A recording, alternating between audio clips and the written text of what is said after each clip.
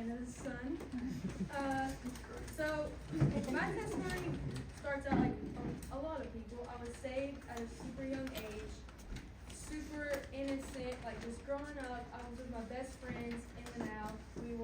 I was getting to my high school years, and that's when I was like pursuing Jesus like really well. But in the back of my mind, I kind of always felt like, like everyone's doing all these other things. Am I missing out? I felt like I should have been doing what everyone else was doing. But me and the twins would always go back to this verse, Ecclesiastes 11:9. It says, "Rejoice, young men, in your youth, and let your heart cheer you in the days of your youth. Walk in the ways of your heart and in the sight of your eyes. But know, for all these things, God will bring you into judgment. Therefore, remove sorrow from your heart, put away evil from your flesh, for childhood and youth are vanity. Remember now your Creator in the days of your youth, before difficult days come, and the years draw near you when you say, I have no pleasure in them." So that was just a reminder. Anytime I was like, oh, I should be doing all these things, this verse immediately showed me like, actually all those things lead to death and emptiness, and it truly is not worth it. So I kept going on about my life, but in the back of my mind, I felt God always tell me, I feel like, you're pursuing me, but I want you to go into your adult relationship with me. Like, it's not your friend's relationship with Christ. It's not a Wednesday night or a Sunday morning, but it's a dying daily, beholding His Word, meditating His Word. And also I knew one day I was going to become a wife, and I knew that wasn't just a switch, like, oh, I'm going to become married now, so Christ is the center of everything. That's something I wanted to have years before going into marriage, have that figured out. And as crazy as that was, Em and I went to college, and I turned 20, and God was like, all right, you're 20 now, this is the year, give me your whole heart. And it was so weird, but I just did a complete 180 and didn't listen to Him at all. And I've never felt like I belonged, I was making wrong decisions. I felt like it just wasn't here, it wasn't right. And during that 9 months, I was in a D group here with the twins' cousin Allie. We went through Psalms 119, and His Word never returns void. And even in that season of deafness and darkness, consistently showing up and going through Psalms 119 showed me what it was to have a love for God's Word, and it's not a chore, but there's such life and the sweetness that comes from spending time with Jesus. And right before I turned 21, I literally gave it all to Christ. And it says in Psalm 16, He puts us in the path of life, and in His presence is fullness of joy. And in Psalms 19:8-9, it says, "The fear of the Lord is clean, enduring forever. The judgments of the Lord are true and altogether righteous. More are these to be desired than gold, sweeter also than the honey and the honeycomb." So just leaving my ending word, what the world has to offer truly is tasteless compared to God's will. And we can walk and find perfect freedom in life through submitting and abiding in Him. And just the power of community, it's a choice and an action. It's not you're oh, who am I gonna be with? Who you surround yourself with truly does determine what the next season is that you surround yourself with. So just always putting yourself around people who love Jesus. And that is all.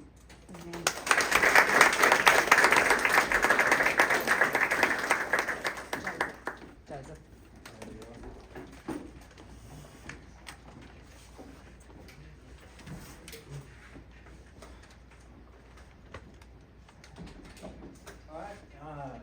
I'm Joseph. I have been going here about 6 months consistently, but God just called me to share my testimony, and to get started, I grew up in church. I grew up at Abba's house. I had a great relationship there with everyone. That's actually where my parents met and everything. And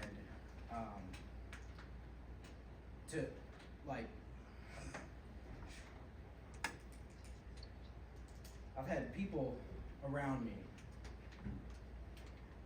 been praying for me and everything since I was very young. I've had godly people in my life ever since I was born. But to fast forward when I got saved, I was around 5 or 6. I was watching Creflo Dollar before church Sunday. I was really scared about how he talked about hell and consequences of my actions and of my sin. And so I was like, I don't think I want to live that life. So that's when I first turned to Christ. But to kind of shift off of that, the beginning of high school, I know I just took a big jump, but nothing really happens. I was just a good kid. Nothing, I didn't do anything. But then the beginning of high school happened. We are about to get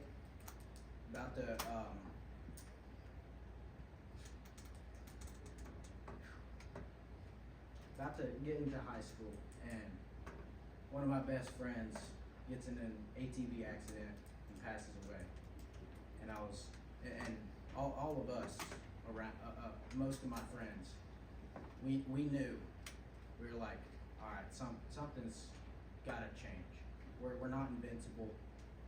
We need to cherish all of these moments and everything. So that was like the first realization where I was like, all right, I need to make meaning of my life.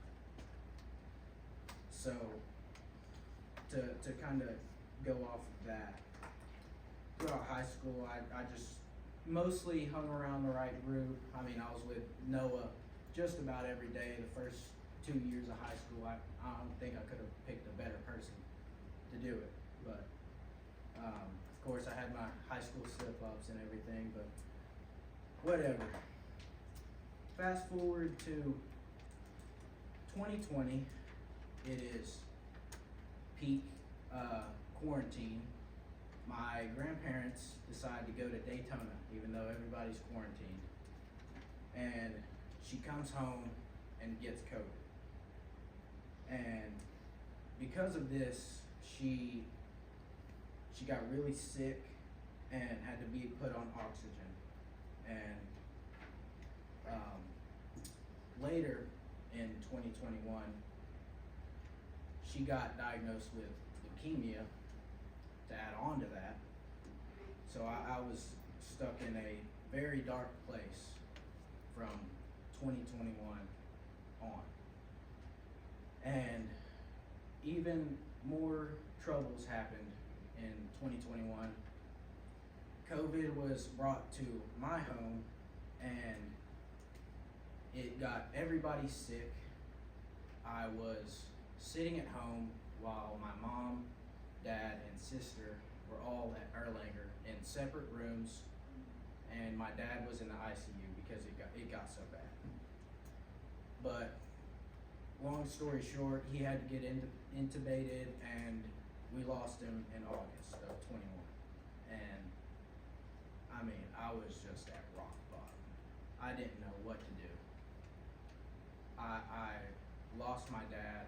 I was just about to start school, and my grandma is sicker than ever, and I didn't know what to turn to, who to tell. And later on, it's like 2 months, and my grandma gets placed on hospice, and she eventually passes away in November. So after November, I was just completely broken. I mean, I don't know what I was thinking during that time, but I was medicated.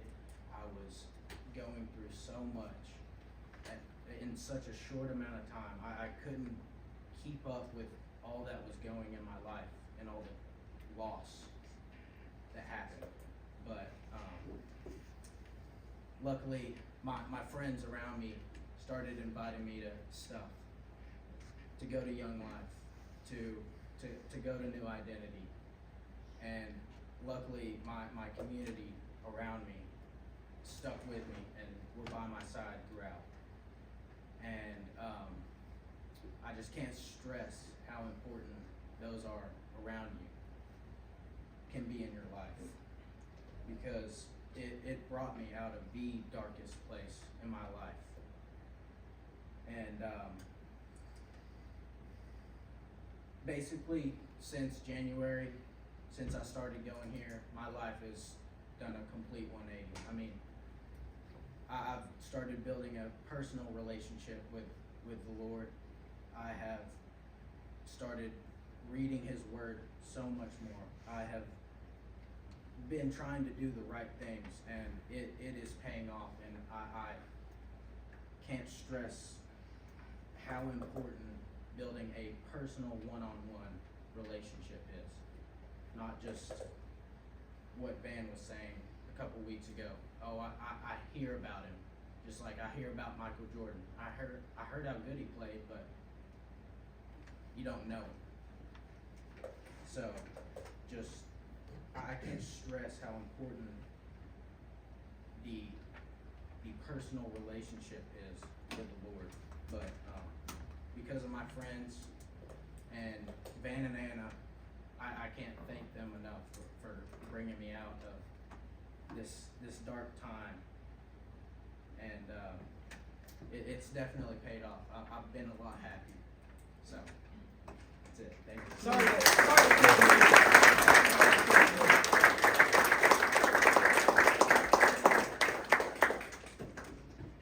Where's Xander? There. Okay, I couldn't find him.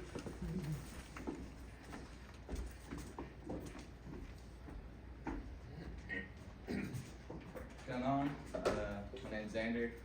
I've been coming to New Identity for a little bit, kind of off and on. Stuff going on in my life and work, but I try to make enough time for God as possible. Growing up, I was raised up in church. Parents raised me in church. My mom was really more about church than my dad was. I was in church for up until I was 5. My parents got a divorce. Dad was abusive. He was on probably every drug imaginable almost every day. Never really saw him as much. My mom kind of got fed up with it. So at like that time, I really didn't have any like someone to go to as like a father figure, but like my 2 brothers and stuff like that. And my oldest brother was more into Christ and everything and tried to keep everything together. He'd always tell me, there's going to be a day that, God's going to have a better plan for us and stuff like that. I kind of got to do whatever I wanted to as a kid. So I kind of stepped away from the whole God thing, didn't really find any interest in it because I was so young. I was at a young age, moved around a lot. Lived in Georgia almost my entire life, then moved up here with my mom. But during that time, it's just kind of the same thing over and over. My dad didn't want to stop doing the drugs. He just wanted to keep doing his own thing, not care about his family.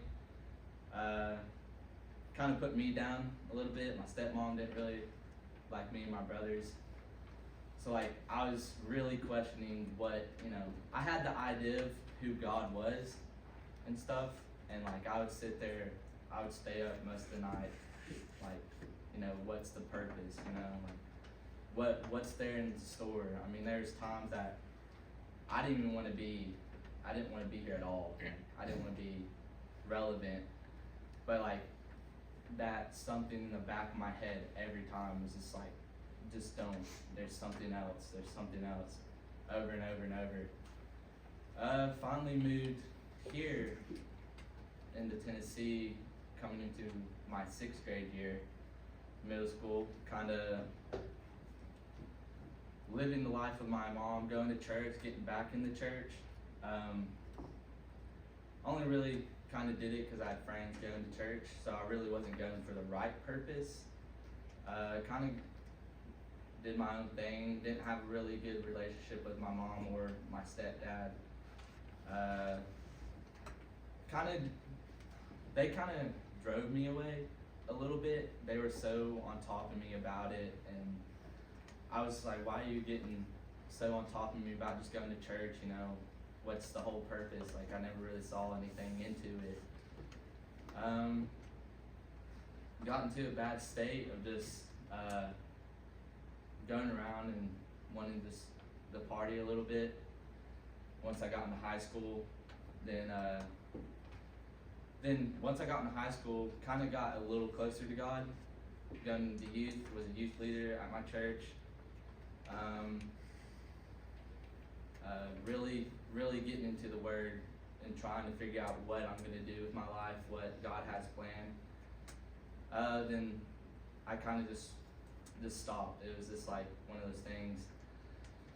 Coming into my sophomore year of high school, both my grandparents died on the month of my birthday, on back to back each year. I looked at them as those parents. I always spent time with them, and it's kind of hard watching, you know, my grandfather spoke of the Lord a little bit and stuff, and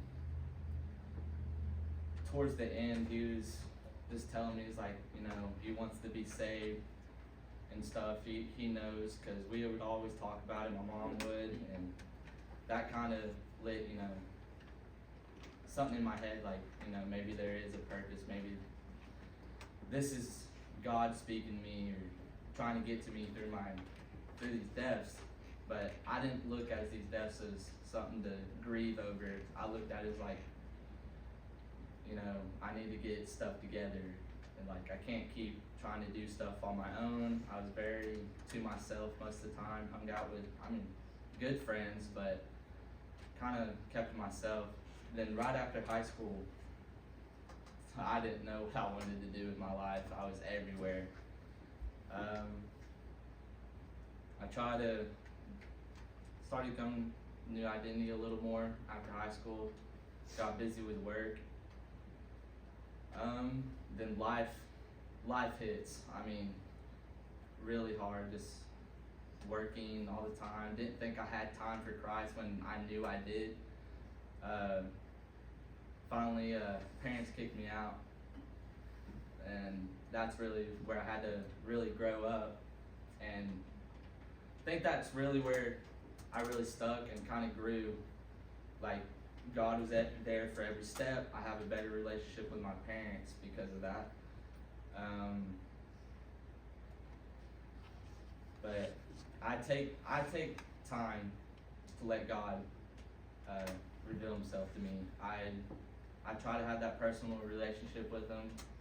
It's one of those things that He's been there every step, every bad moment. He was there the closest, even though I didn't want to turn around and accept it. I just always turn around, but you know, there's always a reason for what you're going through, and I truly believe in that. And I feel like I have a better relationship with God now than I did, because I give all my trust to Him, all my problems. Even though I know I'm struggling, I give my problems to Him because I know that there's going to be a better outcome. But yeah, that's mainly it. So. Amen. Okay, I want you to stand up and meet 3 people, and then we have 3 more testimonies. But stand up.